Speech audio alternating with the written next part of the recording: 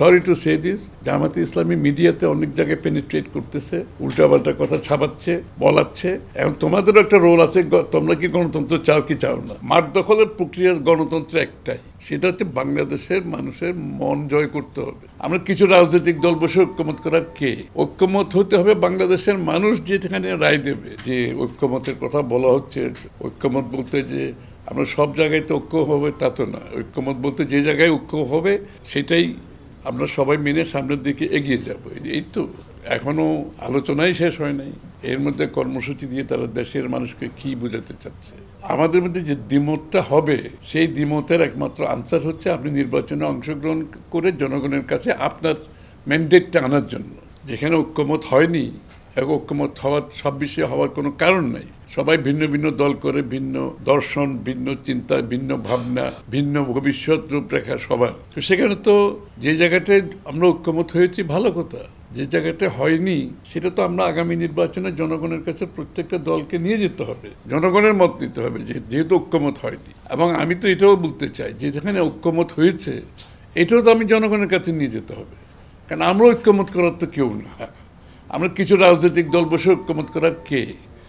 ঐক্যমত হতে হবে বাংলাদেশের মানুষ যেখানে রায় দেবে, বাংলাদেশের মানুষ যেগুলোতে ম্যান্ডেট দেবে, সেটাই হবে আগামী দিনের বাংলাদেশ, যেখানে আলোচনাই শেষ হয় নাই এবং যেখানে বেশিরভাগ ক্ষেত্রে আমরা ঐক্যমত পোষণ করেছি। আর যে জায়গা থেকে ঐক্যমত হয়নি এটাই তো স্বাভাবিক, তাই না? আমরা বিভিন্ন রাজনৈতিক দল, বিভিন্ন দর্শন, আমাদের চিন্তা ভাবনা সব কিছু তো আলাদা। এখানে যে জায়গাটা ঐক্যমত হয় নাই, তো সেই জায়গাটার উপর ধরে আপনি ঐক্যমত যদি সেই বিষয়টা ধরে আপনি যদি একটা কর্মসূচিতে চলে যান, তার মানে আমি বলি বিএনপি সহ আমাদের সাথে তো যুগপৎ আন্দোলন আর 42টি দল আছে, তার বাইরে আরো 5-7টা দল আছে, প্রায় 50টি দল। আমরা সবাই একভাবে অনেক বেশি ঐক্যমত আমাদের মধ্যে আছে। তা আমাদের এখানে তো আবার সব কিছু যে এই ঐক্যমত হয়েছে, আমাদের যে বিষয়গুলো, আমাদের যে দাবিগুলো, আমাদের যে আগামী দিনের 31 দফা, এগুলো তো সব কিছু এখানে ঐক্যমতে আসে নাই, তাই না?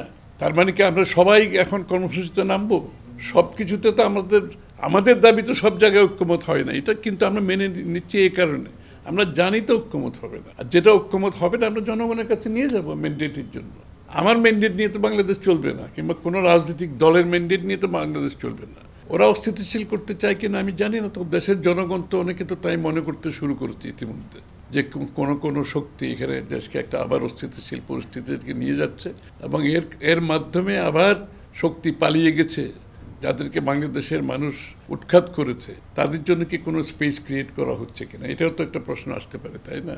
খুব কম সময়ের মধ্যে নির্বাচনের প্রক্রিয়ার মাধ্যমে গণতন্ত্রে ফিরে যেতে পারে না। ওই সমস্ত দেশে গৃহযুদ্ধ চলছে, ওই সমস্ত দেশে সামাজিক বিভক্তি চলছে, ওই সমস্ত দেশ রাজনীতি অর্থনৈতিকভাবে ভেঙে পড়েছে। গণতন্ত্রতে দূরের কথা, অর্থনৈতিকভাবে ভেঙে পড়েছে।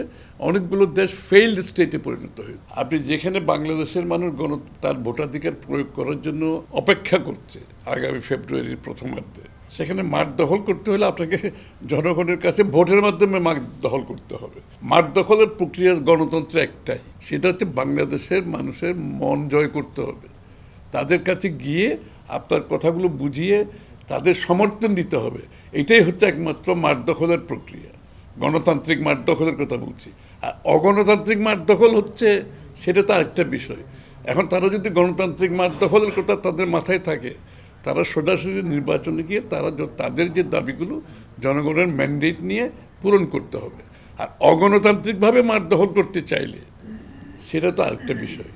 যদি সেটা হয়ে থাকে, বাংলাদেশের জনগণ এখন শান্তি চায়, বাংলাদেশের জনগণ স্টেবিলিটি চায়, বাংলাদেশের জনগণ এখন রাষ্ট্র গড়তে চায়, বাংলাদেশের মানুষের অধিকারগুলো প্রতিষ্ঠা করতে চায়, তার অর্থনৈতিক অধিকারগুলো ফিরে পেতে চায়, তার সামাজিকভাবে যে ভয়ভীতির পরিবেশ ছিল সেখান থেকে মুক্ত হয়ে একটা স্টেবল বাংলাদেশ চায়।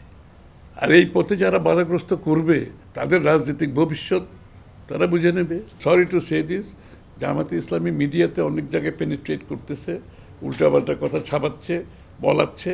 এখন তোমাদেরও একটা রোল আছে, তোমরা কি গণতন্ত্র চাও কি চাও না।